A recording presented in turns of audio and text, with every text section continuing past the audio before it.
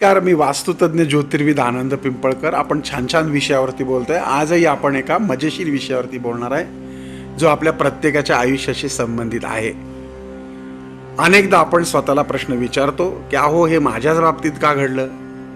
मी तर याहीपेक्षा चांगल्या गोष्टींचा अधिकारी होतो, पण हे मलाच का मिळालं? कोणाला वाटतं मला चांगली नोकरी मिळायला हवी होती, कोणाला वाटतं की मला चांगला नवरा किंवा बायको मिळायला हवी होती, कोणाला वाटतं माझ्या आयुष्यात इतक्या अडचणी का बरं आल्या असतील. पण आज आहे ना, मी तुम्हाला एक वेगळा विचार सांगणार आहे. हा विचार अनेक आध्यात्मिक परंपरांमध्ये मांडला जातो. तो म्हणजे आपल्या आयुष्यात घडणाऱ्या अनेक गोष्टी या आपल्या पूर्वकर्माशी आणि आपल्या प्रारब्धाशी जोडलेल्या असतात. म्हणूनच आपल्या आयुष्यात कोणते आई वडील मिळतील, कोणत्या घरात जन्म होईल, कोणत्या परिस्थितीत आपण वाढू, कोणती माणसं भेटतील, कोणती नाती तयार होतील, कोणत्या संधी मिळतील, या मागे कुठलाही योगायोग नसतो. हे कोण सांगतं? तर आध्यात्मिक दृष्टिकोन.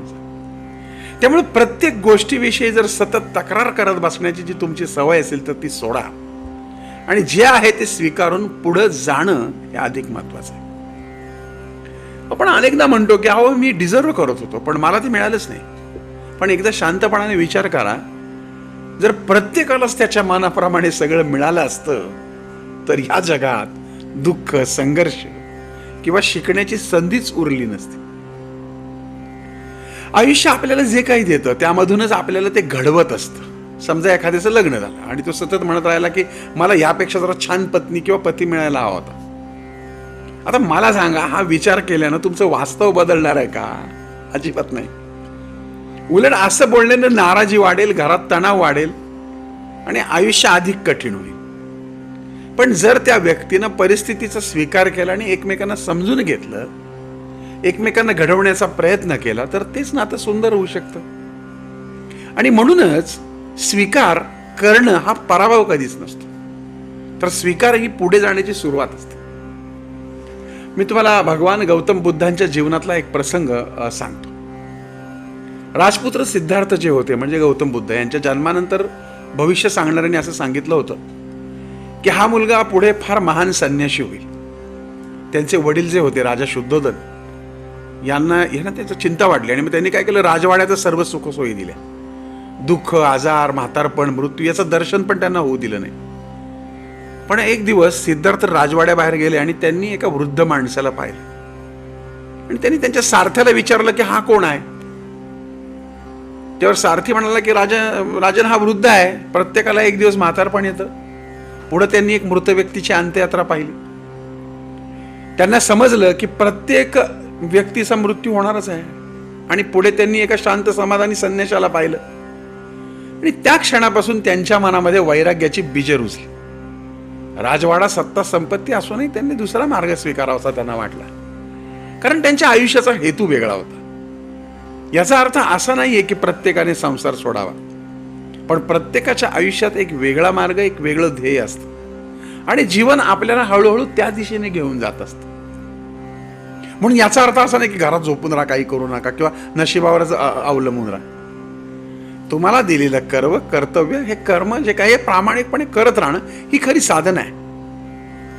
पण आज लोक आहे ना खूप शॉर्टकट शोधतात. पटकन श्रीमंत व्हायचे, ऑनलाईन गेम आहेत, क्रिप्टो करन्सी आहे, शेअर्स आहेत, फसव्या योजना आहेत, त्याच्यात पैसे टाकतात. सुरुवातीला वाटतं की आता आयुष्य बदलणार, पण लाखो रुपये जातात, कर्ज वाढतं, मानसिक ताण वाढतो, कारण मेहनतीचा मार्ग सोडून शॉर्टकट निवडला जातो. लक्षात घ्या, मेहनतीनं मिळवलेलं यश हे टिकतं, पण चुकीच्या मार्गाने, झटपट मिळवण्याच्या मार्गाने केलेलं चुकीचं काम आणि यश हे फार काळ टिकत नाही. मी स्वतःच्या आयुष्यातही अनेकदा अनुभव घेतलाय.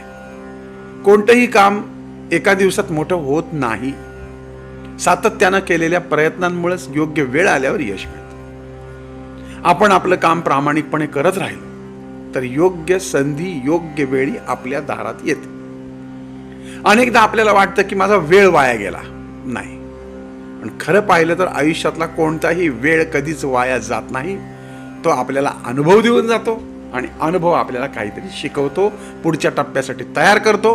म्हणून भूतकाळाबद्दल सतत पश्चाताप करण्यात अर्थ नाही. तो निर्णय मी घेतला नसता ती नोकरी मी सोडली नसती तर, तो अभ्यासक्रम मी निवडला नसता तर, अशा विचारांमध्ये अडकून राहिलं तर वर्तमानही हातातून निसटतं. खरं सांगू का की आज आपण ज्या ठिकाणी आहोत, खरं सांगू का आज आपण ज्या ठिकाणी आहोत तेथून पुढं काय करायचं हे आपल्या हातात आहे. चिंता करून समस्या सुटत नाही, उलट चिंता वाढली की चतुराई कमी होते, निर्णय क्षमता कमी होते आणि मनावर फार ताण येतो. आणि मनावर ताण आला की शरीरावर त्याचा परिणाम होतो. पण परिस्थितीचा स्वीकार करून सकारात्मक विचार केला तर निश्चित मन शांत राहतं आणि योग्य निर्णय घेण्याची ताकद मिळते. आणि म्हणून मी नेहमी सांगतो की जे आपल्या हातात आहे ते कर्म, ते प्रामाणिकपणे करा. आणि जे आपल्या हातात नाही त्याबद्दल अखंड चिंता करण्यात काही अर्थ नाही. जसं की एक म्हण होती पूर्वी की बाजारात तोरी आणि भटभटणीला मारी. ही मोठी कथा आहे, पुन्हा कधीतरी सांगेन. मला एकच सांगायचं की एकच निर्णय आतापासून घ्या की आयुष्यात मला जे मिळालंय त्याबद्दल मी कृतज्ञ राहीन. जे बदलता येईल त्यासाठी मी प्रयत्न करायचे आणि जे बदलता येत नाही त्याचा शांतपणाने स्वीकार करायचा. कारण पुन्हा सांगतो की स्वीकार म्हणजे हार नाही, स्वीकार म्हणजे नव्या प्रवासाची सुरुवात. कर्म, संयम आणि सकारात्मक विचार यांच्या जोरावर तुमचं आयुष्य योग्य वेळी योग्य दार उघडणार म्हणजे उघडणार. तक्रार सोडा, प्रयत्न सुरू ठेवा, परमेश्वरावरती विश्वास ठेवा आणि सगळ्यात महत्त्वाचा आनंद पिंपळकर आनंदी वस्तू फेसबुक पेज, याच नावाचं यूट्यूब चॅनल लाईक, सबस्क्राईब करा, बेल आयकॉनला क्लिक करा आणि शेअर करा. ओम साईराम.